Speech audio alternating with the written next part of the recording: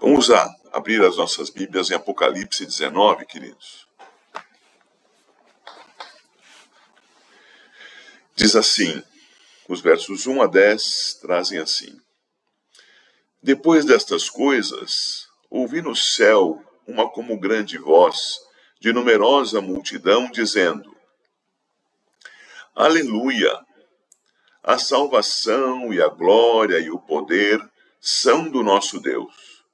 Porquanto verdadeiros e justos são os seus juízos, pois julgou a grande meretriz que corrompia a terra com a sua prostituição, e das mãos dela vingou o sangue dos seus servos. Segunda vez disseram, Aleluia! E a sua fumaça sobe pelos séculos dos séculos. Os 24 anciãos e os 4 seres viventes prostraram-se e adoraram a Deus, que se acha sentado no trono, dizendo, Amém, Aleluia. Saiu uma voz do trono exclamando, Dai louvores ao nosso Deus, todos os seus servos, os que o temeis, os pequenos e os grandes. Então ouvi uma como voz de numerosa multidão, como de muitas águas e como de fortes trovões, dizendo, Aleluia, pois reina o Senhor nosso Deus, o Todo-Poderoso. Alegremo-nos, exultemos e demos-lhe a glória, porque são chegadas as bodas do Cordeiro, cuja esposa a si mesma já se ataviou, pois lhe foi dado vestir-se de linho finíssimo, resplandecente e puro, porque o linho finíssimo são os atos de justiça dos crentes, dos santos. Então me falou o anjo, escreve, bem-aventurados aqueles que são chamados à ceia das bodas do Cordeiro. E acrescentou, são estas as verdadeiras palavras de Deus. Prostrei-me ante os seus pés para adorá-lo. Ele, porém, me disse, vê, não faças isso. Sou conservo teu e dos teus irmãos que mantêm o testemunho de Jesus. Adora a Deus, pois o testemunho de Jesus é o espírito da profecia. Esse texto é muito lindo, né, gente? Muito lindo. É um texto que mostra a reunião do nosso Senhor conosco, a igreja. É belíssimo. E como há louvor, como há adoração, e os efeitos da obra do Senhor Jesus sobre nós, igreja, né? Os efeitos que percebemos são a pureza da igreja, porque o Senhor já nos concedeu a condição de nos vestirmos com o que Ele nos deu, de nos enfeitarmos com o que Ele nos deu. E o que Ele nos deu? Ele nos justificou, Ele tem nos santificado porque Ele mesmo habita em nós, a Trindade habita em nós, embora haja ênfase quando se fala disso no Espírito Santo. O Senhor nos concedeu agirmos de um modo que responda à sua grandeza e à sua santidade. É por isso que o final do versículo 8 traz que o linho finíssimo são os atos de justiça dos santos. O Senhor fez isso conosco. O Senhor venceu os nossos inimigos, o Senhor tem se unido a nós e o fará de maneira ainda muito mais intensa quando vier buscar a igreja. Que bênção, não é? É uma maravilha. Eu não lerei isso agora, mas os versos 11 a 21 vão mostrar as ações do nosso Deus na pessoa do noivo, na pessoa do Senhor Jesus, vencendo todos os inimigos. E vencendo de maneira dura, vencendo com a espada na mão, vencendo e cortando gente, e entregando de fato para a consumação das suas existências. Esse trecho dos versos 11 a 21 é duro, intenso, cruento. E é interessante pensar em Apocalipse 19, quando a gente tem a perspectiva de estudar o Salmo 45. Vamos ao Salmo 45, meus irmãos.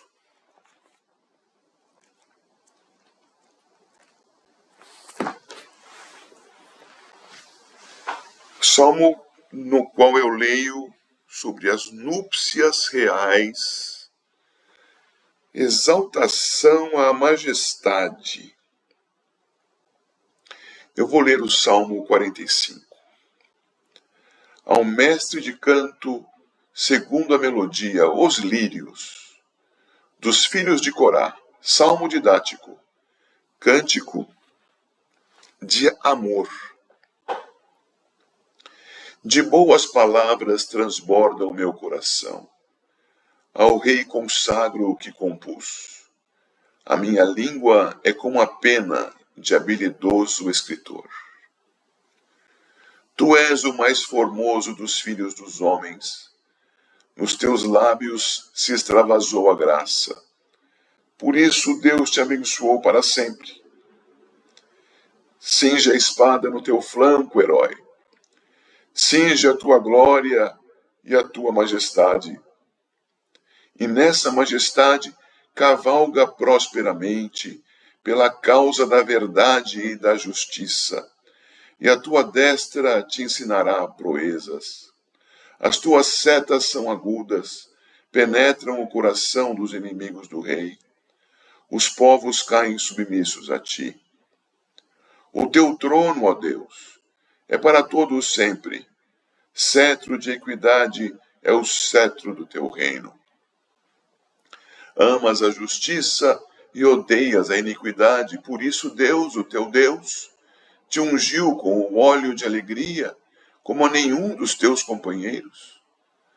Todas as tuas vestes recendem a mirra, aloés e cássia. De palácios de marfim ressoam instrumentos de cordas que te alegram. Filhas de reis se encontram entre as tuas damas de honra. À tua direita está a rainha, adornada de ouro finíssimo de Ofir. Ouve, filha, vê, dá atenção. Esquece o teu povo e a casa de teu pai. Então o rei cobiçará a tua formosura, pois ele é o teu Senhor. Inclina-te perante ele. A ti virá a filha de Tiro, trazendo donativos. Os mais ricos do povo te pedirão favores. Toda a formosura é a filha do rei, no interior do palácio. A sua vestidura é recamada de ouro. Em roupagens bordadas, conduzem-na perante o rei. As virgens, suas companheiras que a seguem, serão trazidas à tua presença. Serão dirigidas com alegria e regozijo, entrarão no palácio do rei.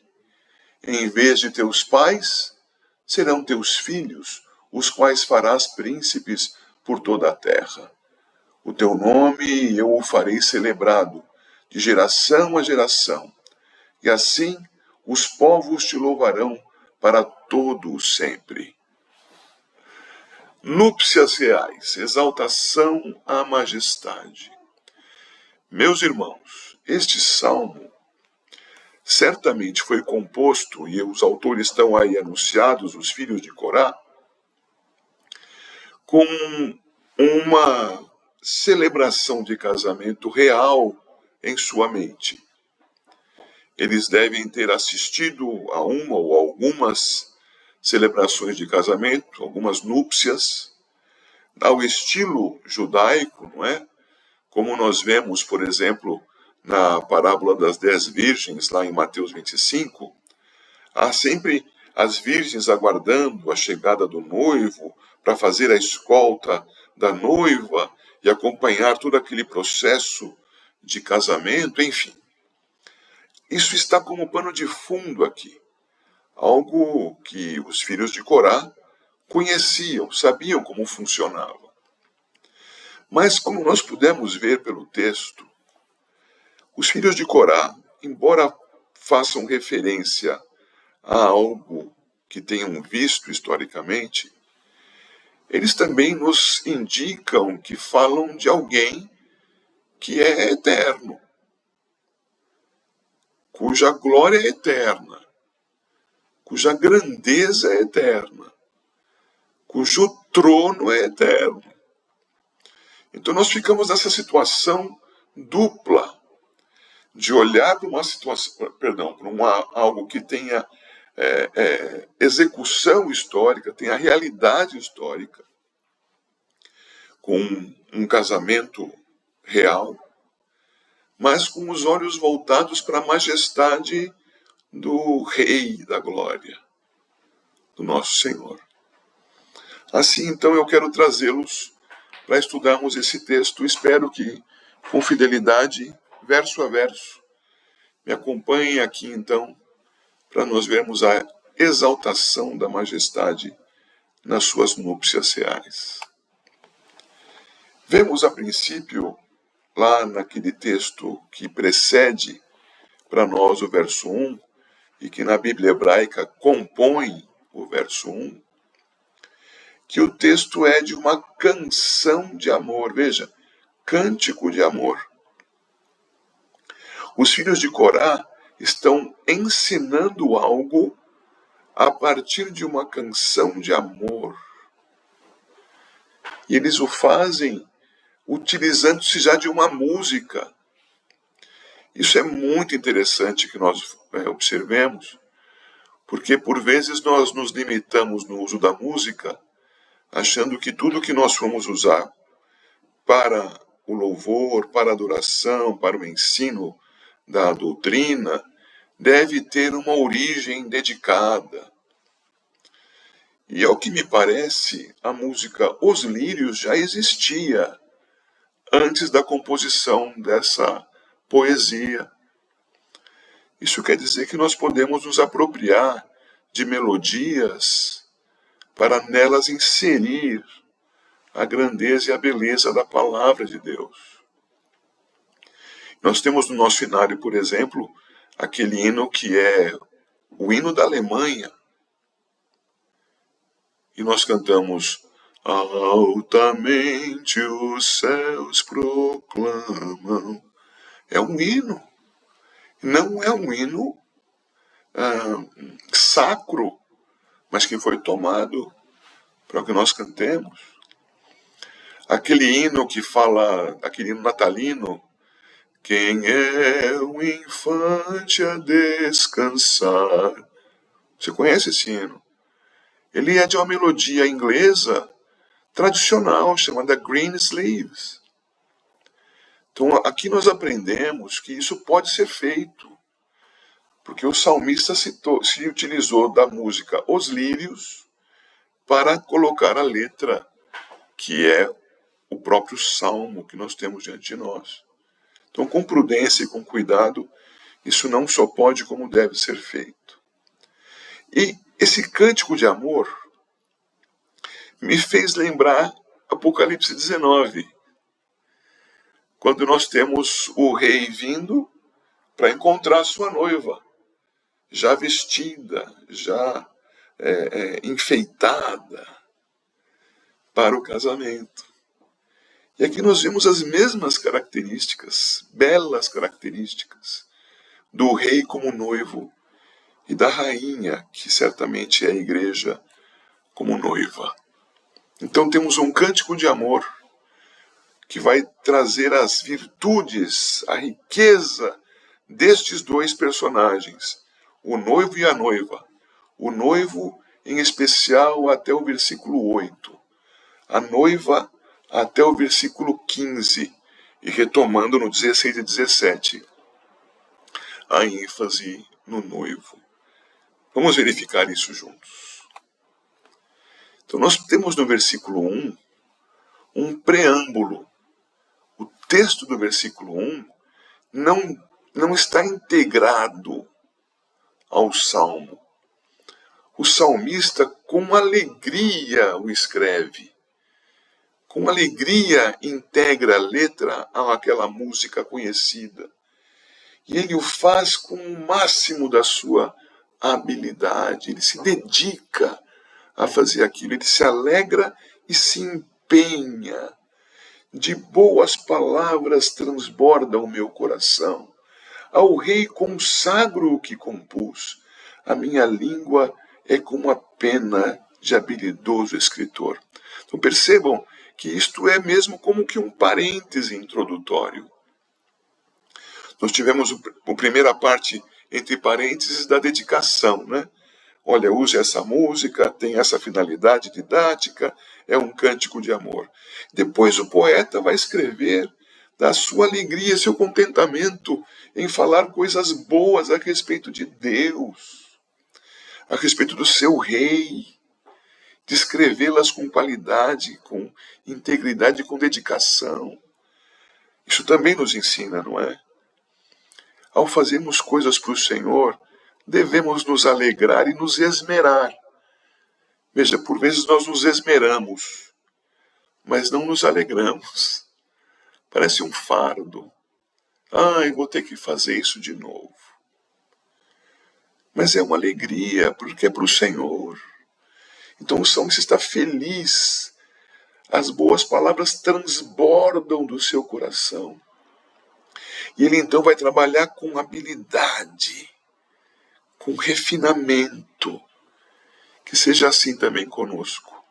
Que essa dedicação seja vista e que não seja como uma bola de ferro amarrada em nossas pernas, mas com uma alegria para participarmos para a glória do nosso Deus, em nome de Jesus. O poeta vai falar algo sobre o rei. E vejam como são grandes as coisas.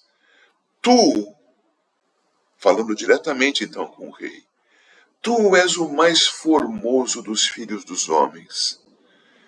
Então há uma beleza que enche os olhos do poeta, a beleza visual.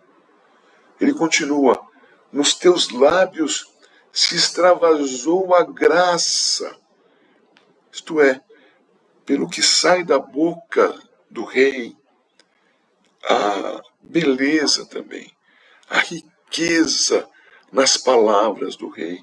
Então, extravasou graça pelos lábios do rei. E ainda no versículo 2, há uma palavra aí, uma expressão que é por isso, como se fosse a causa do que vem a seguir.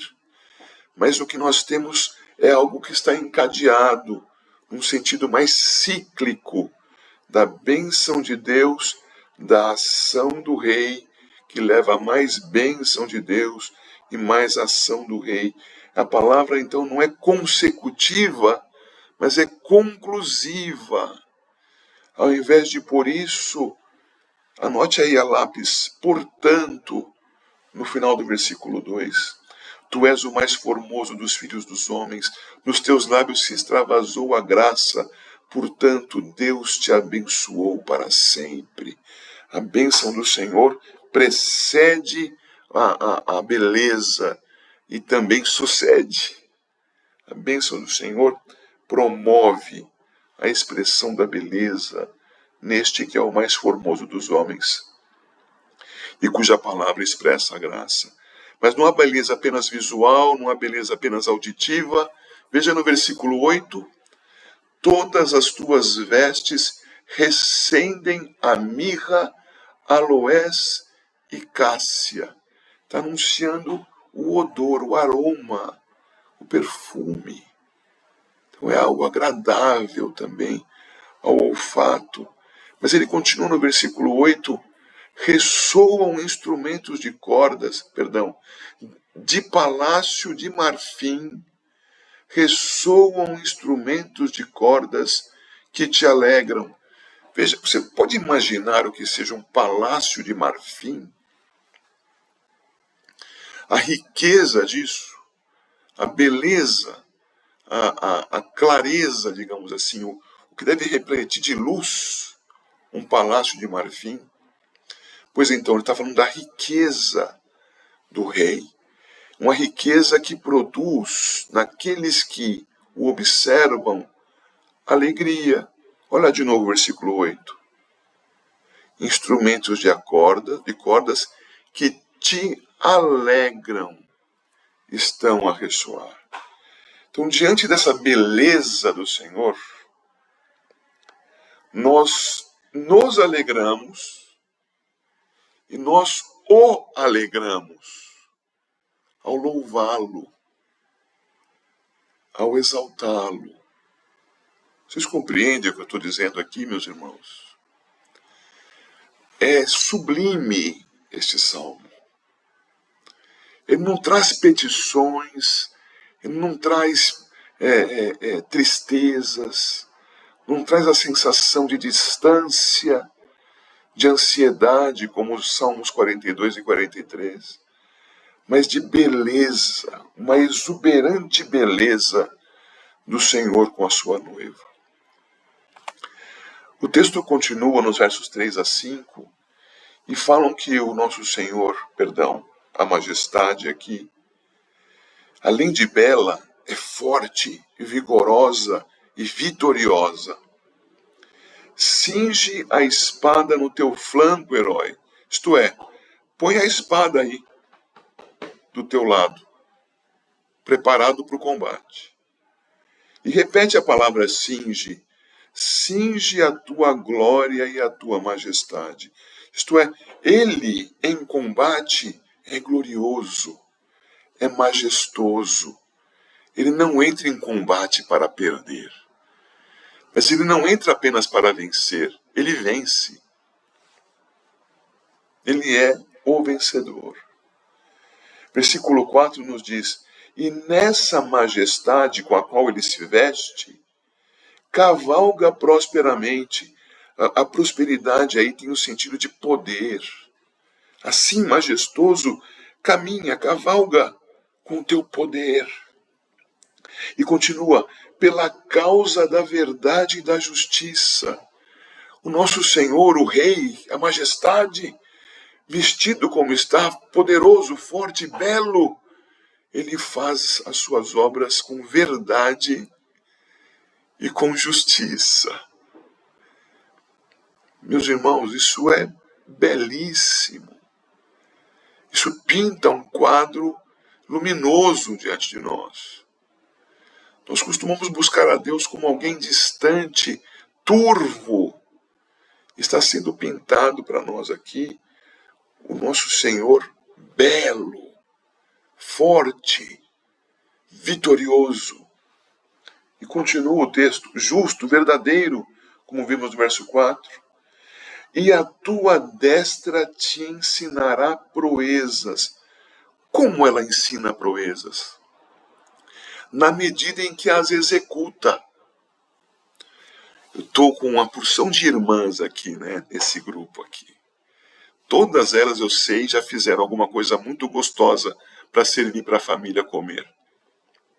As irmãs estão lá diante da pia, do fogão, da prancha para poder abrir a massa, sei lá, e preparam aquilo. E quando acabam de preparar, quando tiram a forma do forno, quando abrem a tampa da panela, querem ver coisa bonita. Querem sentir um cheiro agradável. Querem provar e ver que é saboroso. Isto é, a execução conduziu a algo novo, a algo aprovado, algo que demonstrou a sua capacidade. Guarde isso com você.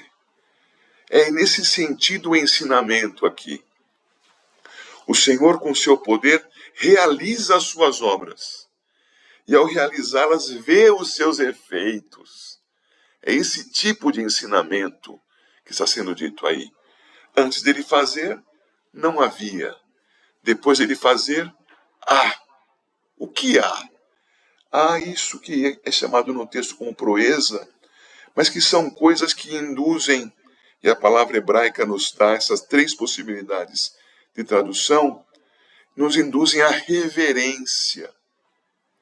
Então ele age e produz reverência com sua ação. Ele age e produz nas pessoas a sensação de que ele é grandioso, forte, terrível irresistível. Então nós, assombrados, nos prostramos e adoramos. É uma sensação de assustadora. Tamanho o seu poder, tamanho a sua força e a sua glória. Tudo isso está dentro dessa palavra proeza aí, que o Senhor, ao fazer, vê os resultados. E o de fazer e ver resultados é que tem o sentido de aprendizado, de ensino. E vemos ainda o versículo 5. As tuas setas são agudas, penetram o coração dos inimigos do rei, os povos caem submissos a ti. Percebam como as proezas que ele produz, as proezas são de fato assustadoras e terríveis. Porque ele desfere setas e fere e vence seus inimigos. E os inimigos vencidos se prostram diante dele e se submetem a ele. Então veja, os versos 3 a 5 nos mostram que o rei é poderoso e é vencedor. É digno de ser adorado. Vamos continuar e ver que este rei, que eu já dei a entender para vocês, antes de chegar nos versos 6 e 7, que é o nosso Senhor Jesus. Mas o texto traz essa ambiguidade. É um rei temporal ou é um rei eterno? Então eu entendo que o salmista está se baseando numa cerimônia e num rei que ele viu guerrear, que ele viu se casar, mas um rei temporal. E a partir disso que ele viu, que ele experimentou, ele elabora. E com cuidado, com boas palavras, com coração transbordante, ele fala da majestade eterna. Então, algo que ele experimenta e vê, falível, ele fala daquele que é eterno e infalível. Assim vemos nos versículos 6 e 7, o teu trono, ó Deus, é para todo sempre. Há uma outra possibilidade de tradução aqui, que é o teu trono é o trono de Deus. E por ser o trono de Deus, é para sempre. Ok? E Deus aqui não tem o sentido de Yahvé, tem sentido daquele que tem autoridade, tem as ferramentas e tem o poder de executar aquilo que deseja fazer. Esse é o Elohim. Esse é Deus nesse verso. Aquele que tem o poder de executar a sua vontade. Poder de realizar. Então o teu trono, ó poderoso, todo-poderoso, que realiza os próprios desejos, o teu trono é para todo sempre. O teu trono tem, o Senhor carrega o teu cetro, símbolo da tua majestade, mas o faz com equidade, quer dizer, o faz com justiça, o faz considerando as condições daqueles sobre os quais reina. E é o cetro do teu reino, quer dizer, o cetro, o símbolo da majestade é o símbolo do reino equânime, justo, correto, amoroso. Nosso Senhor é referido com este verso e o seguinte, lá na Epístola aos Hebreus. Quando o autor aos Hebreus fala do Filho encarnado do tempo, por meio de quem o Pai fala ao mundo e à igreja nesses dias, ele cita esses dois versos literalmente, mostrando com clareza que este salmo, embora pautado em algo do tempo, de um rei, de um guerreiro, ele se refere a Cristo, ao Filho de Deus encarnado. Então lá em Hebreus 1, 8 e 9 tem essa referência literal. No verso 7 nós vemos, amas a justiça e odeias a iniquidade. Por isso Deus, o teu Deus, te ungiu com óleo de alegria, como a nenhum dos teus companheiros. Veja bem, meu irmão, veja bem, minha irmã, que ele ama a justiça ao modo como diz o verso 4. A verdade e a justiça são aquilo pelo que ele trabalha. Mas ele faz isso por quê? Porque ele ama a justiça. Ora, mas se ele ama a justiça, ele pode ter esse amor também pela injustiça? Não. Ele odeia a injustiça. Odeia a iniquidade. É por isso que o salário do pecado é a morte. É por isso que em Cristo Jesus nós somos justificados. Porque odiando a injustiça, Cristo morreu em nosso lugar. Cristo foi a vítima e não nós. Então ele odeia a iniquidade. O nosso Senhor Jesus também. Deus encarnado. E Deus encarnado está aqui referido no versículo 7, meus irmãos. Deus, o Filho, é Deus. Elohim. Tem poder para realizar a sua vontade. Mas ele está debaixo de Deus. Então ele é Deus, o teu trono, ó Deus, é para todo sempre, e Deus, o teu Deus, te ungiu. Portanto, ele é o Deus encarnado sob a autoridade da majestade eterna, incorpórea, autossuficiente, o Deus Trino e Todo-Poderoso, Pai, Filho e Espírito Santo. Vocês me acompanham? Estou falando em língua estranha? Estamos juntos? Sim, é muito grande esse salmo. É uma exaltação do nosso Senhor. E veja que ele te ungiu, só para poder colocar na nossa mente mais uma vez a ideia do Messias. Ele te ungiu com óleo de alegria, como a nenhum dos teus companheiros. Há um Messias só, não há dois, não há um e meio. É um, o nosso Senhor Jesus, o Cristo. Então ele é o Rei Eterno. O Salmo fala do Rei Eterno. Eu repito, não é uma oração. Não é uma oração, ao menos do modo convencional. Ele é um salmo de exaltação, de adoração. Nesse sentido, podemos entendê-lo como oração para a exaltação do Senhor. Quando nós falamos em oração, em geral, falamos em pedidos. Não, não é desse tipo.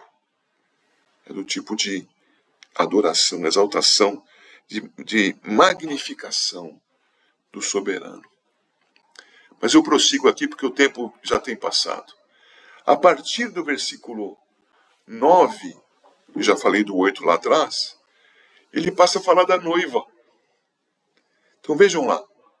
Filhas de reis se encontram entre as tuas damas de honra, e à tua direita está a rainha adornada de ouro finíssimo de Ofir.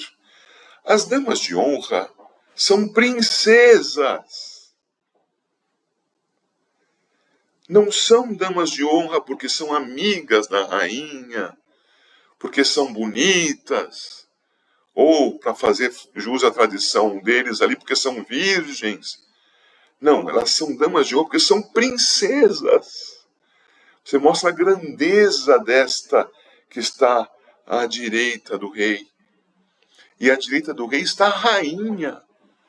E a rainha adornada de ouro finíssimo de Ofir. Pois isso não traz na sua memória o texto que a gente leu em Apocalipse 19? Na presença da majestade, a sua rainha. Quem é a rainha? Ninguém confunda mal aqui que eu vou fazer agora, é uma brincadeira, hein? A rainha somos nós. Olha, nesse sentido aí, a rainha sou eu. No sentido de integrar a igreja. Nós, a igreja.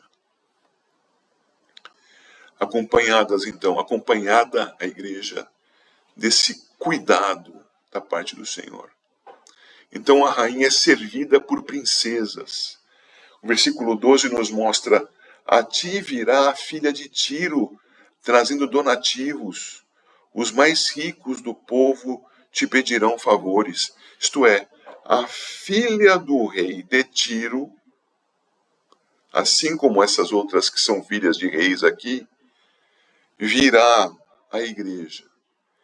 Os mais ricos do povo pedirão favores, isto é, o Senhor dará à igreja a condição de ouvir favores, de levar soluções. O que são esses favores? Senão um anúncio do Evangelho, meus irmãos. Não está escrito isso aqui, você pode discordar de mim, fica à vontade. Mas o que nós temos para dar como igreja, senão a obra de Cristo? A igreja em si mesma não tem nada. A igreja tem aquilo que Cristo lhe deu, a sua obra de redenção. Então, ela é servida pelas princesas, ela tem condição de responder a estas que a buscam. Agora veja que importante o versículo 10. Ouve, filha, vê, dá atenção, esquece o teu povo e a casa de teu pai. Isto é, no sentido do pecado, da maldade, da carnalidade, do erro, não olhe para trás. Por isso, deixará pai e mãe e se unirá à sua esposa. Isto é, a união ainda não tem relação com o passado. É nova situação. Nova. Muito especialmente para a noiva. Deixa para trás. E segue o texto mostrando que essa noiva, ela é cobiçada, ela é desejada pelo rei. Compreendam, por favor, que ele está se baseando em algo que ele viu na história e aplica isso para a glória. A igreja é desejada pelo nosso Senhor Jesus. Nosso Senhor Jesus quer a igreja. E a palavrinha que tem aí no início do versículo 11, então, não deveria estar aí. Porque não é porque nós não olhamos para trás que o Senhor nos quis. Esse então não cabe e não tem lugar no idioma hebraico aí, nesse ponto. O Senhor nos quis para que nós não olhássemos para trás. Então não é uma consequência de nós não olharmos para trás que nos torna desejáveis ao nosso Senhor como igreja. Mas é porque Ele nos quis que nós não olhamos para trás. E assim, saltamos agora para os versos 13 a 15 e vemos: toda a formosura é a filha do rei no interior do palácio. Quer dizer, quando se vê aquela que é a rainha, quando se olha para ela, só se vê beleza. Não é isso que Paulo nos ensina em Efésios, capítulo 5? Que o Senhor, para nos purificar de toda a nossa mácula, Ele deu-se a si mesmo em nosso lugar. Para preservar a igreja, diz o texto aos Efésios, para si mesmo. É o que Cristo fez por nós.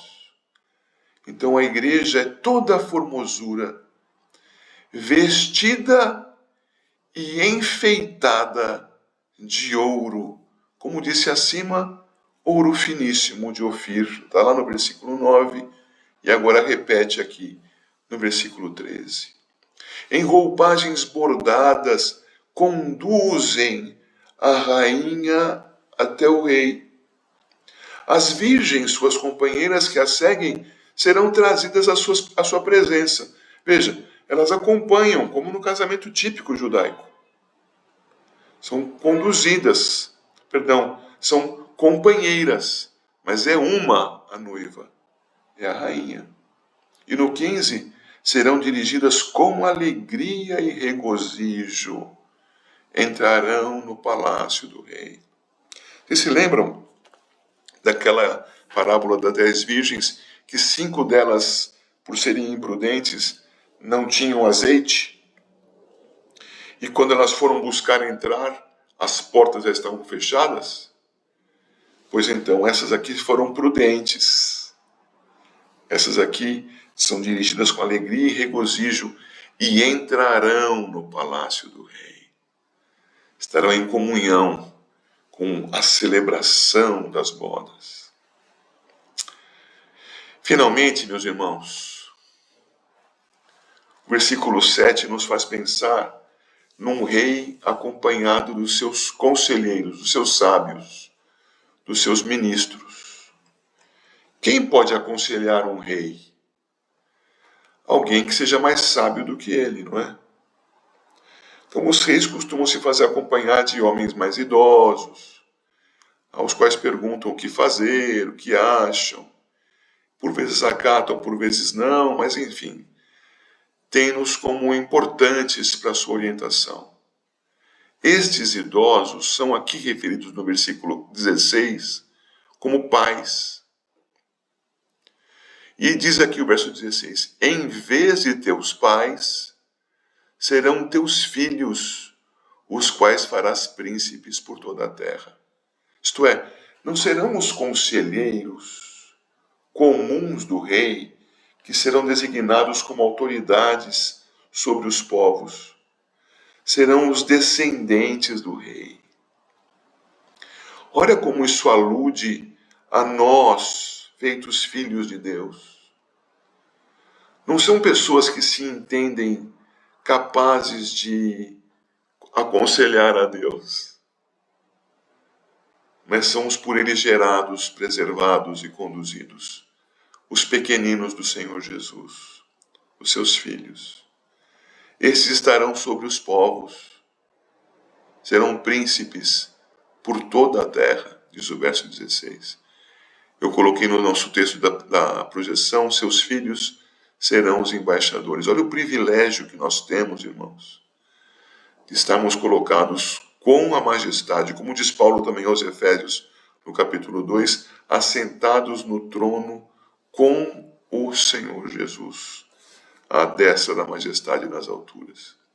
E por fim, meus irmãos, o versículo 17. O teu nome eu o farei celebrado de geração a geração, e assim os povos te louvarão para todo sempre. Quem, senão o nosso Redentor, é o exaltado pelo Pai, a fim de que, por todas as gerações, para todo sempre, seja exaltado, seja celebrado. Eu quis trazer então, meus irmãos, esse Salmo 45 ao nosso estudo essa noite, para nos encher de alegria e de esperança, para encher os nossos olhos de beleza, como se estivesse entrando assim numa loja de joias finas, de louças finas, ou de roupas muito bonitas, tudo da melhor qualidade. E tinha gente que fala, nossa, que beleza! Pois é muito mais do que isso. O salmista tentou trazer para nós algo da grandeza do nosso Redentor, do nosso Rei, do noivo da igreja. Eu espero que isso dê para você tranquilidade e segurança, porque é este vitorioso Salvador quem te comprou na cruz, quem venceu na cruz para te redimir, e que de modo algum te deixará perder, que te valoriza colocando você no corpo de Cristo, a qual ele chama de igreja, sua noiva, a qual ele deseja ter consigo. A sua noiva a qual ele coloca com poder ao seu lado. A noiva que ele nunca jamais perderá. A noiva por causa de quem ele vencerá todos os seus inimigos. E este é o nosso Senhor Jesus, nosso amado Senhor Jesus.